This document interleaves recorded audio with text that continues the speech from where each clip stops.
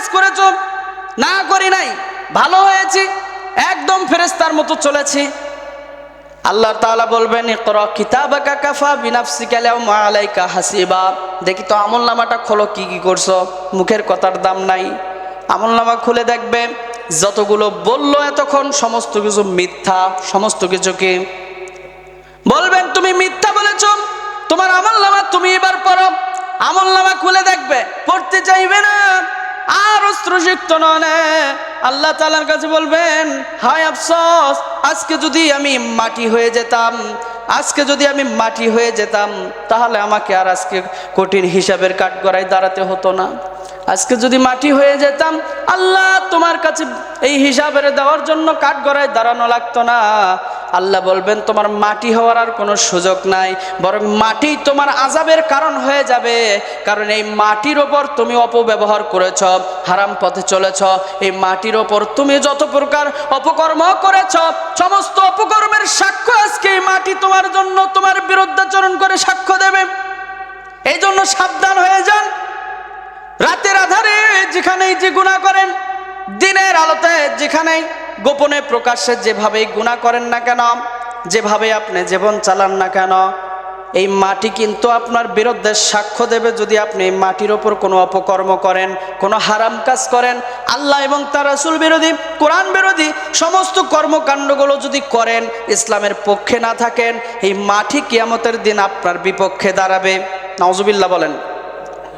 আপনি কি চান এই মাটি যদি আমাদের বিপক্ষে দাঁড়ায়, এই মাটি যদি আমাদের বিপক্ষে যায়, আল্লাহর কাছে সাক্ষ্য দেয় আল্লাহ তোমার এই বান্দা 50 বছর জিন্দেগিতে, 60 বছর জিন্দেগিতে বা 20 বছর জিন্দেগিতে এই যে যুবক বয়সে এই এই এই কাজগুলো করছে, বলেন তো ছাড় পাবেন? আল্লাহ তাআলা এগুলোকে সাক্ষী হিসেবে দাঁড় করাবেন। কি হিসেবে? আল্লাহ তাআলা সব দেখেন, সব জানেন, কিন্তু তারপরেও আপনি যেন মিথ্যা বলতে না পারেন, আমি যেন মিথ্যা বলতে না পারি, এই জন্য আল্লাহ তাআলা সাক্ষ্য হিসেবে, সাক্ষীদাতা হিসেবে এই মাটিকে সেদিন দাঁড় করাবেন। মাটির জবান খুলতে পারে কি পারে না? জোরে বলেন, পারে কি পারে না? পারে। সব কিছুর জবান খুলে যাবে। এমনকি আপনার হাতের জবান খুলবেন, আপনার চামড়াগুলোর জবান খুলে যাবে। প্রত্যেকটা আপনার এই লোম, হাতের লোম, শরীরের লোমগুলোর গোড়া গোড়া থেকে আওয়াজ ভেসে আসবে। আপনার মুখ সেলাই করে দেওয়া হবে, আর আপনার হাতগুলো, আপনার পাগুলো, উরুগুলো, আর আপনার শরীরের চামড়াগুলোর মুখ খুলে যাবে। এক একজন এক একটা ভাবে সাক্ষ্য দেবে। হাত দিয়ে অপরাধ করেছেন, হাত বলবে আল্লাহ আমাকে দ্বারা হারাম কাজ করেছে, পাপের কাজগুলো করেছে। পা বলবে আমাকে দ্বারা হারাম কাজ করেছে, পাপের কাজগুলো করেছে, পাপের পথে চলেছে।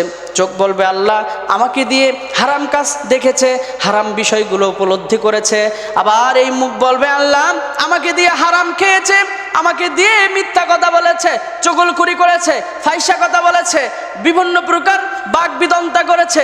এই জবানের মাধ্যমে একজন মানুষের কাছ থেকে জুলুম করে হাজারো সম্পদ উপার্জন করেছে। এমন মানুষ আছে না নাই? কিয়ামতের দিন প্রত্যেকটার জবান খুলে যাবে। কান বলবে আল্লাহ আমি কান ছিলাম তোমার নিয়ামত স্বরূপ, এই কান দিয়ে শোনার কথা ছিল আজান, ফজরের আজান, এই কান দিয়ে শোনার কথা ছিল মাগরিবের মধুর আজান, এই কান দিয়ে শোনার কথা ছিল পবিত্র কুরআনুল কারীমের সুমধুর তেলাওয়াত, কিন্তু এই কান দিয়ে এগুলো শোনে নাই। আল্লাহ এই কানের অপব্যবহার করে এই কান দিয়ে শুনেছিল ডিজে গান, এই কান দিয়ে শুনেছিল অনেক প্রকার অশ্লীল বাক বিতণ্ডা, অনেক কথাবার্তা যেগুলো অপচয়মূলক। আল্লাহ তাআলার কাছে কিয়ামতের দিন এগুলোর জবান খুলে যাবে। তখন আল্লাহ পাক রব্বুল আলামিন বলবেন ঠিক আছে, সাক্ষ্যদাতা হিসেবে যেমন তোমরা প্রস্তুত আছো, তাহলে এবার শুনে নাও আমার এই বান্দা আমার সাথে যত প্রকার নেমুখারামি করেছে, আজকে শাস্তি স্বরূপ তাকে আমরা এমনভাবে শাস্তি দেব, হুম ফিহা খালিদুন, চিরদিনের জন্য এমন জায়গায় বসবাস করাবো যেখানে কোনো সাহায্যকারী নাই, বন্ধু নাই, বান্ধব নাই, কোনো প্রকার উপকারী, কোনো প্রকার ঘুষ দিয়ে, কোনো প্রকার সম্পদ দিয়ে, কোনো প্রকার ক্ষমতা দিয়ে সাহায্য পাওয়ার কোনো উপায় নাই। এই জায়গাটা আমি তার জন্য চিরদিনের জন্য বরাদ্দ করে দিলাম। বলেন তো সেই জায়গার নাম কি? জাহান্নাম। সেই জায়গার নাম কি? এই জাহান্নামের মধ্যে, এই চিরতরে আগুনের মধ্যে জ্বলতে হবে শুধুমাত্র গুনার পথে চলার কারণে। এবার